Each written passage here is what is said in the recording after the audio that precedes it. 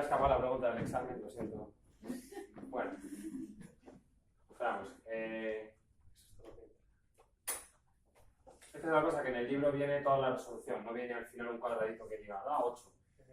Entonces, claro, si me tengo que estar mirando de cada uno lo que da, no. Entonces, si tienes mucha curiosidad en alguno, lo intentas y te atascas, me preguntas dónde te has atascado y entonces te lo digo. Vale. Vamos con inducción. Al final no estoy haciendo dudas de problemas, pero bueno, yo creo que es más valioso tener una visión del curso. Fijaos que la pera, parecía que habíamos visto poco, y solo nos ha llevado 2 horas y pico cubrir simplemente un resumen de lo que sabemos. A mí la idea de esto que solo había un campo me acaba de... porque siempre este problema lo tenía mal y no sabía por qué. Lo digo muchas veces, lo que pasa que en distintos momentos del curso mi voz suena a chino. Entonces, hasta que uno aprende un poco de mandarín, no... Pero eso lo he dicho 1000 veces, ¿eh? En el campo total del universo. Bueno, no pasa nada. Vale. Vamos a hablar de inducción. En inducción nos vamos a encontrar en este curso 2 situaciones. Bueno, no me resisto a decirlo, el año que viene veréis que toda la inducción se resuelve con 2 ecuaciones.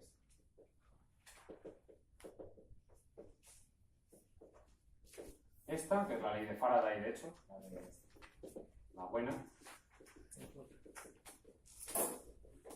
Y esto que se llama la fuerza de Lorentz, ¿vale? Que es la fuerza que ve una carga por estar en presencia de un campo eléctrico y un campo magnético. No sé si falta una T o no. Luego hay otro Lorentz, el del efecto mariposa, que inventó esto el caos en meteorología. Uno de los dos tiene una T, pero da igual. Vale. Todos los problemas se pueden resolver con eso. Pero bueno, este año estamos haciendo cosas como más de andar por casa. Entonces vamos a clasificar los problemas en 2 tipos. Circuitos cerrados y conductores en movimiento.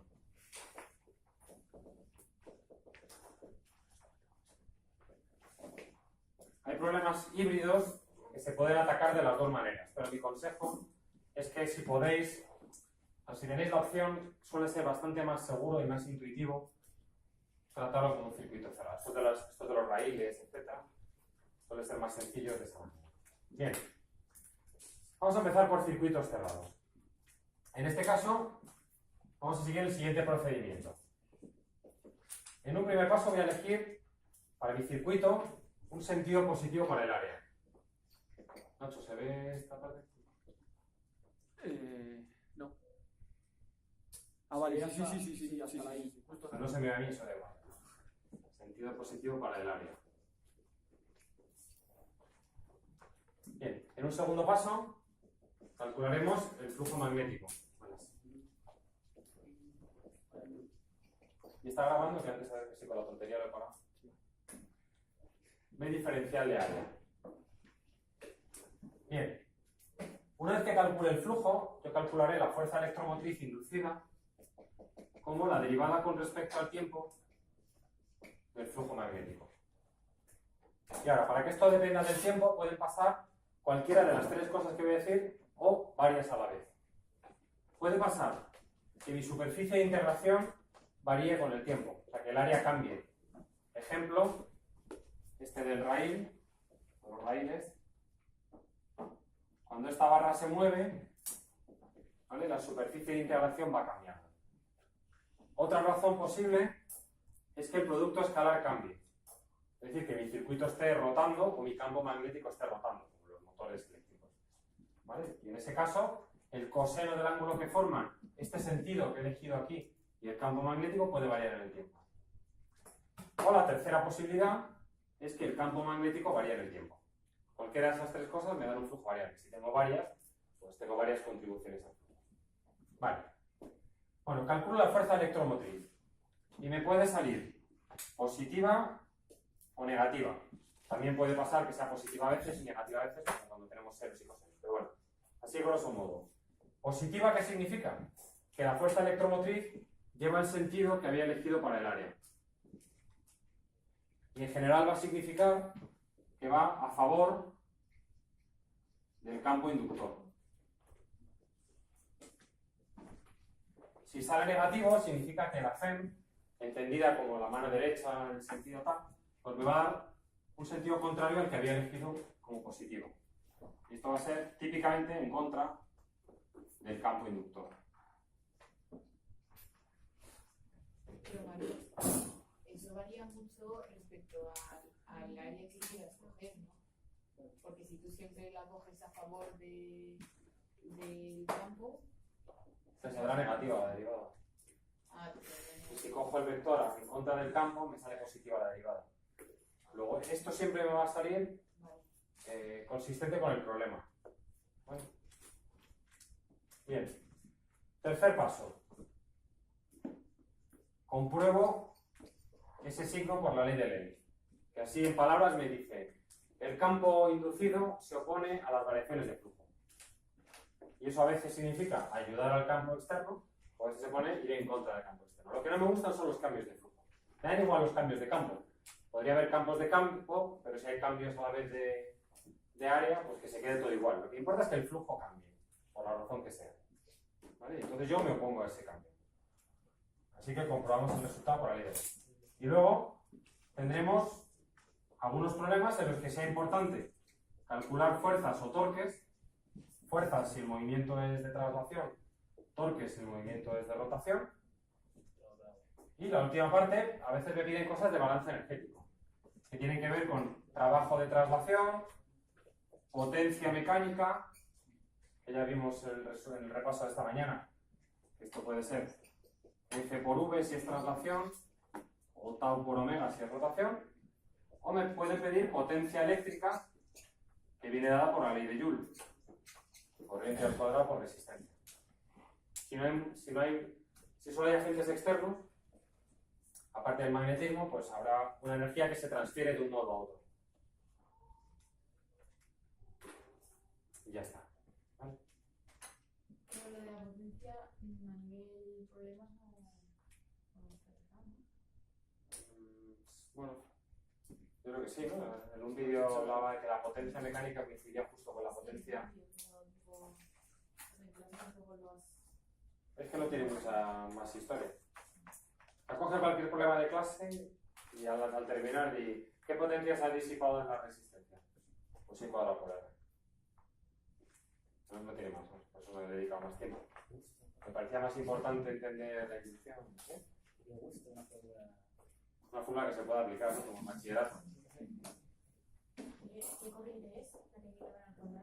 La que pasa por el circuito. O sea, la que si hay inducción, la que sigue. El resultado de todas las fuerzas electromotrices. Si hay una pila, la inducción, al final solo tengo una corriente, que es el efecto de la pila, la inducción, la autoinducción, lo que sea. ¿Es ahí la inducida o no? Es ahí la corriente que pasa por el circuito. O sea, si tú tienes... La que pasa por la resistencia. ¿Qué ve la resistencia? 3 amperios, 3 amperios cuadrados por R son la... O sea, si tú tienes simplemente una corriente y luego además induce otra, pues una de las dos... Es que solo hay una corriente en mi circuito. Yo interpreto como que hay una y luego le superpongo una inducida. Pero yo eso no lo veo. Yo solo veo una corriente neta. Que es el efecto, es la suma de todas las fuerzas electromotrices. La pila quiere hacer esto, Lenz quiere hacer aquello, la autoinducción quiere hacer no sé qué, la inducción mutua quiere hacer no sé cuánto, y todos esos juntos son como 4 pilas, 3 pilas puestas de golpe. Y eso me da una única corriente. Una cosa, pero ¿y cuál va a ganar a la otra? La... Siempre la pila, ¿no? No, depende del signo y de la intensidad de la pila. Claro, pero nosotros no sabemos el voltaje. Elige una. Ah, lo podemos elegir. Claro, y entonces te saldrán fuerzas para allá o fuerzas para acá. O sea, Pero nunca... Es una incógnita. Y las incógnitas las podemos elegir como queramos. Ah, Si claro. nos salen negativas, si da una velocidad negativa o una aceleración negativa es que va para allá. Si da una aceleración positiva es que va para allá. O sea, como que te has no equivocado, pero en el sentido de la corriente. Bueno, claro que como no sabías, pues de hecho es que no tienes por qué saberlo. Si yo pongo una pila de 1 milivoltio y muevo así el aro, pues gana el aro. Pues si pongo aquí una pila de 20 voltios y le doy un empujoncito a la barra, pues no se entera. Entonces, todas esas corrientes forman la total. Todas esas fuerzas electromotrices forman la corriente total. No es que haya varias corrientes solapadas, hay varias fuerzas electromotrices solapadas. Vale, entonces para hallar la corriente total hay que tener en cuenta todas esas cosas. Todas esas pilas imaginarias. Y las químicas, pilas electromagnéticas. O sea, hay que sumarlas. Tomarlas o restarlas en función del sentido en el que vaya. Vale. Vale, pero solo hay una corriente.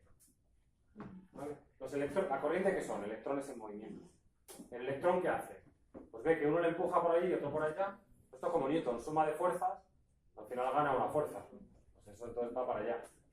Pero va más despacio que si solo luces.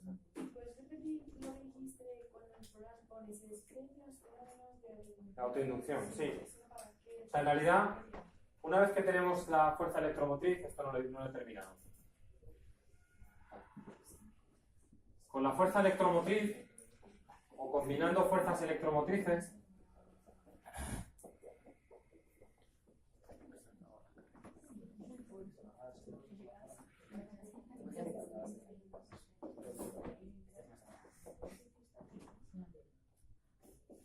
¿vale? La ley de Ohm me dice, tú coge todas las pilas de tu sistema, puestas con el signo que corresponda, en función de si están a favor o en contra, y eso me da por la ley de Ohm la corriente que pasa por la resistencia multiplicada por la resistencia.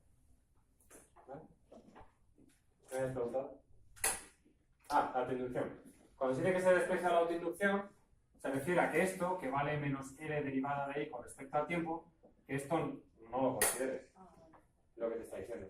Que solo consideres el campo externo y las pilas químicas, la batería, por ejemplo. ¿Vale? Vale. Yo tengo una pregunta. A veces cuando los pides calcular, como el ejemplo que he dibujado ahí, el trabajo en la fuerza magnética externa es menos la fuerza magnética, pero yo no entiendo por qué es que... No tiene por qué ser. O sea, que cuando la velocidad es constante y Claro. te queda igual a cero, claro, pero la fuerza externa tira para la derecha y la fuerza magnética para la izquierda. Claro. Entonces, F más menos F externo. O sea, en módulos son iguales, pero en realidad lo que tienes es la fuerza magnética más la fuerza externa igual a masa por aceleración. Si tu barra se mueve con velocidad constante, esto es cero. Entonces te queda que una es menos la otra. Sí, se me pregunta si la fuerza magnética apunta para la izquierda y la otra para la derecha, ¿por qué una de las dos positiva? Pues un vector. Claro, o sea que aquí dentro va menos i y aquí va más i. Por eso la suma es cero.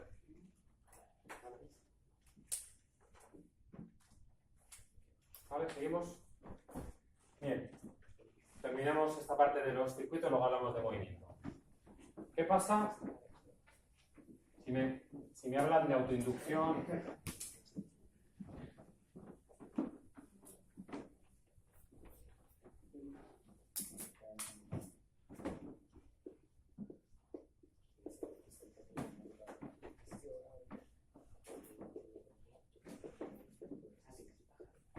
Pues esto simplemente es un par de definiciones. Una que me dice la fuerza electromotriz autoinducida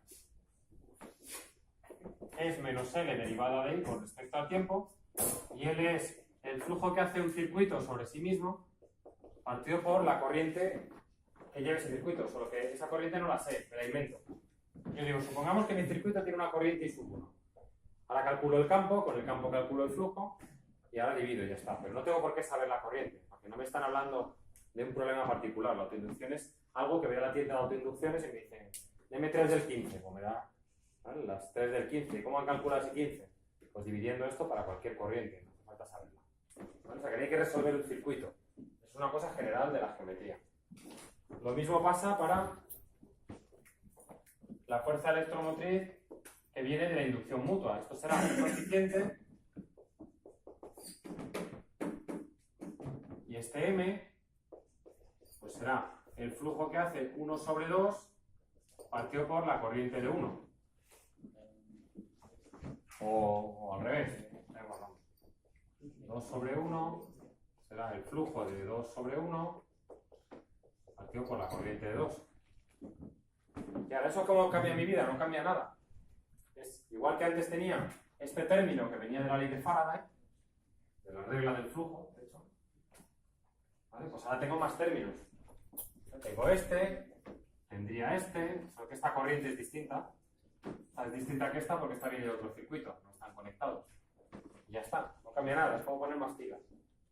Y el cálculo es lo mismo que hemos hecho hasta ahora, solo que en lugar de decirnos, dan un campo B que vale 3x, pues ahora nos dicen, calcula majo el campo B y ahora calcula el flujo de ese campo sobre otro circuito. Y a eso le llamamos M, no porque haya nada nuevo, es una definición. Y Mario, el flujo que crea 1 sobre 2 es el campo de 1. Es la integral del flujo del campo de 1 diferencial de área extendido a la superficie del 2. O sea, es teniendo en cuenta el área del 2. Eso es. Y la autoinducción es el flujo de B1 sobre el propio circuito. Vale, vamos con la FEM de movimiento.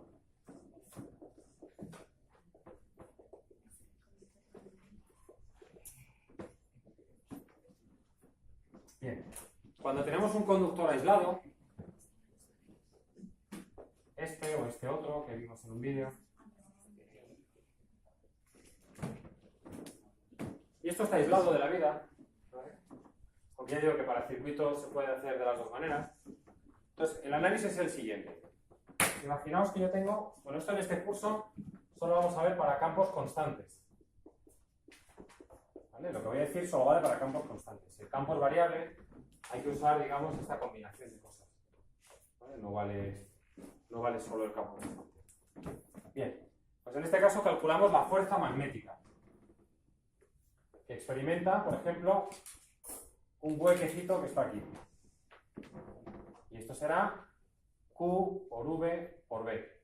Si yo aquí tengo un campo hacia afuera, pues fijaos, V va a la derecha, B va hacia afuera, me saldría una fuerza hacia abajo. Y eso significa que las cargas positivas experimentan una fuerza hacia abajo. Y el electrón que estaba ocupando ese hueco, como aquí aparece la carga, pues esto será negativo, me dará un vector hacia arriba. Pues esto me creará una fuerza negativa hacia arriba. Si este circuito está cerrado, esto es lo que me crea la circulación, la corriente. Pero si el circuito está abierto, esto hace que se formen aquí una acumulación de cargas. ¿Qué es lo que ocurre? Que si yo cojo, imaginaos una carga positiva y una negativa, y yo las separo, aparece entre ellas la ley de Coulomb. Les gustaría ponerse encima. Esto no explota ni cosas raras, porque la carga positiva no existe. ¿Vale? Es un hueco. Vamos, lo que estoy haciendo es separo. Esto es el hueco y esto es el electrón. ¿Vale? Yo los separo, pero hay una atracción electrostática. ¿De quién? En realidad es del átomo que se ha quedado ionizado. ¿Vale? Pero bueno, para entenderlos. Y estos les gustaría, ¡pum!, pegarse otra vez de nuevo. ¿Vale? Entonces, ¿qué pasa? Que tengo una fuerza magnética que les gustaría alejarse. Y una fuerza eléctrica que les gustaría acercarse. Si esto estuviese así, pues no habría estático, pero bueno, hay un momento en que se alcanza un equilibrio. ¿Qué pasa en el equilibrio? Lo que pasa es que este campo que se ha inducido por culpa de la separación de cargas, que como es un campo creado por cargas, es un campo electrostático, creará una fuerza eléctrica, que será Q por E. Lo que digo es, cuando esto está en equilibrio, el campo electrostático más la fuerza electrostática más la fuerza magnética se cancelan, porque no hay corriente, están quietecitos los dos pobres ahí como pueden, y esto nos queda esa fórmula que veíamos de la ley de Lorentz. Pues yo digo que todo se puede resolver con eso, incluso situaciones en las que esto no es cero. ¿Por qué aquí es cero la fuerza neta? Porque las cargas ya no se mueven más, porque el sistema no está acelerado, se mueve con velocidad, pero está en un campo magnético constante. Y esto nos permite estimar este campo como menos V por B. Y ahora, ¿cómo calculo fuerzas electromotrices? ¿Qué hace una fuerza electromotriz? ¿Qué hace una pila química? Una pila química lo que hace es, tiene aquí una disolución de ácido sulfúrico, o las antiguas por lo menos, que lo que hace es que unas cargas se vayan para acá y unas negativas se vayan para acá. Es decir, ¿qué es lo que hace la química? Una membrana que no deja pasar a los iones más gorditos. Pues lo que hace es separar cargas positivas y negativas. ¿Vale? Cuando yo cierro el circuito se forma la corriente. Eso es una fuerza electromotriz. Pues aquí pasa lo mismo, con lo que es una fuerza electromotriz tiene origen químico. Si yo ahora cojo un voltímetro y lo pongo aquí, con el mando, la pila del mando a distancia, pues yo mido 1,5 voltios. Pues aquí igual. Si yo cojo un voltímetro por aquí, pues mido no sé cuántos voltios. ¿Cuántos? Pues la diferencia de potencial creada por este campo electrostático. Así que la fuerza electromotriz viene a ser la diferencia de potencial que ha creado ese campo electrostático que venía inducido por ese movimiento de cargas. Entonces, en este caso, la FEM lo calculamos como la diferencia de potencial entre los extremos. ¿Vale? Es decir,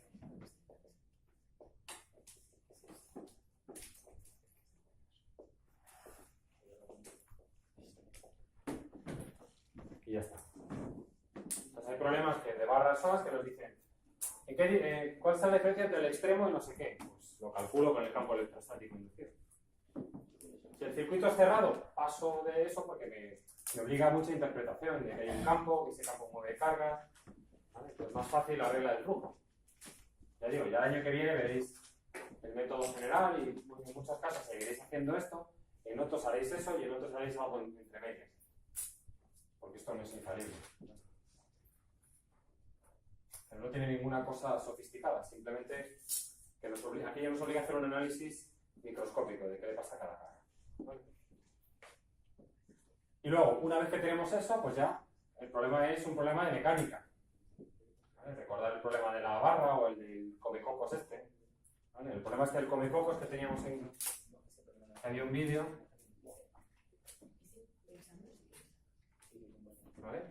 Eso está presencia de un campo y lo podemos analizar de las dos maneras. Puedo imaginarme que el campo va así. Esto tendrá una velocidad a cada punto de la barra, que es omega por L, porque es un movimiento circular. Así que cada uno de estos verá como un campo eléctrico inducido. Entonces una carga positiva, las cargas positivas tenderían a ir por aquí. ¿Qué pasa? Que cuando yo cierro el circuito, pues es como si cerrase el circuito de la pila. Así que, brum, se me forma una corriente por aquí inducida. ¿Vale? Pero lo bueno de verlo esto es que puedo analizar, digamos, el problema así. Pero también me puedo olvidar de esto y decir, yo tengo dos comecocos. Un comecoco comiendo y uno con la boca abierta. Como ha habido un cambio de flujo de aquí a aquí, el flujo ha aumentado y mi sistema reacciona. ¿Cómo? Oponiéndose al cambio de flujo, etc. Y luego ya la parte física. Que tengo una barra que se mueve, me aparecerán fuerzas. Que tengo una barra que gira, me aparecerán torques. ¿Vale? Y eso, como decía esta mañana, tiramos del hilo. ¿Qué sé yo de fuerzas? Pues la ley de Newton. ¿Qué sé yo de torque? Pues la ley de Newton de la rotación. Momento de inercia por alfa. ¿Qué sé yo de alfa? Pues la cinemática. ¿No? ¿Qué sé yo de V? La aceleración. ¿Vale? Pues digo que este tema junta todo el curso. Porque tenemos fuerzas, tenemos trabajos, tenemos cinemática, tenemos campo magnético, a veces tenemos campo eléctrico, a veces. ¿Vale? Eso es lo que un profesor llama qué bonito. ¿Vale? Eso es lo que un alumno llama PI. Ahí, la Y es de infierno. ¿Vale? Preguntas. Vale, entonces, cuando la velocidad sea constante, tiene que haber algo que esté haciendo que sea constante. Entonces habrá una fuerza externa, pero si le dan un toque y ya luego se puede ver lo que pasará con esa velocidad o no, pero no hay una fuerza externa que esté haciendo nada. Eso es. Vale. Eso viene, bueno, lo mismo, viene de la cinemática. Si solo hay una fuerza, pues la aceleración será culpa de esa fuerza. Si se mueve con velocidad constante es que no hay aceleración. Pero no me basta solo la magnética, tiene que haber algo ahí que lo mueva constante. Había un problema por ahí, que era un plano inclinado. Era esto mismo, pero en un plano inclinado. Y se ponía aquí la barra. ¿Vale? Visto de perfil tendríamos algo así. Aquí está la barra y aquí está la gravedad. Bueno, pues aquí tenemos una fuerza externa constante en esta dirección, que sería mg seno de teta. Por la ley de Faraday nos va a aparecer una reacción. ¿Vale? No tiene por qué ir así, pero bueno, habrá otra componente así. Vale. De hecho, no sé cómo está anunciado, porque hace mucho que no me lo miro. Pero si hubiese rozamiento, la fuerza magnética podría ser así, entonces esto cambia la normal. Entonces cambia el rozamiento. ¿Cómo? Sabía que te iba a gustar. ¿Verdad? O sea, si el campo magnético va hacia arriba y la corriente viene así, la fuerza que me va a salir va a ser horizontal. La fuerza magnética, ¿no? Entonces cuando haga el DCL de la barra, yo tendré la normal, la fuerza magnética y el peso. Entonces la normal ya no es mg coseno de teta, va a tener una componente así. Si hubiese rozamiento además, como esto es muy cinético por la normal, pues este va a depender de... Pero no entiendo por qué ves que la fuerza magnética es así. Si el campo va para arriba y la corriente viene así, como la fuerza magnética es I diferencial de N por B, si B va hacia arriba y diferencial de L va hacia fuera de la pizarra o lo que sea, pues esto me queda menos i. Horizontal, no me queda el plano inclinado. Le vas a dar a Sofía con la mano. ¿Sabes? Pues acabamos que no sé si tiene rozamiento esta prueba, porque si es rozamiento sería un caso exótico en el que el rozamiento depende de la velocidad. Buena idea. Y una cosa que te preguntan qué pasa con la velocidad.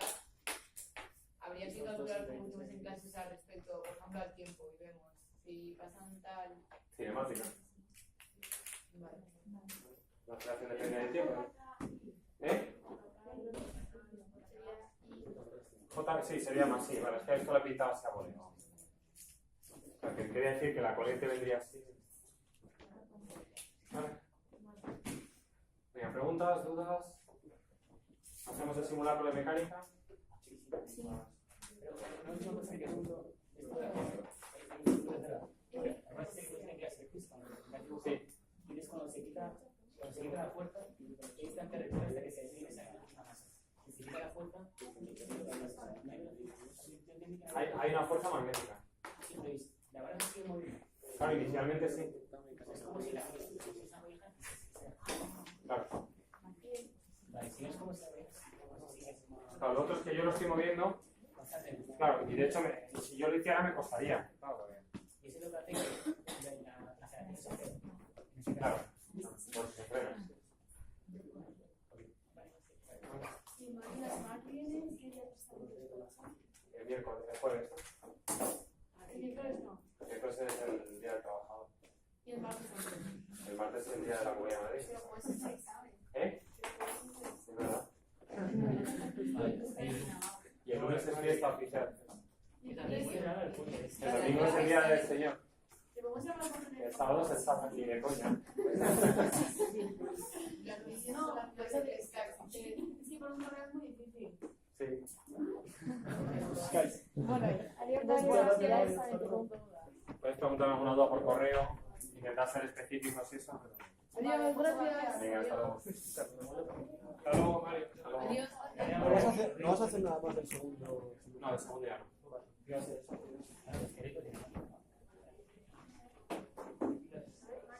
Pero vamos a parar esto.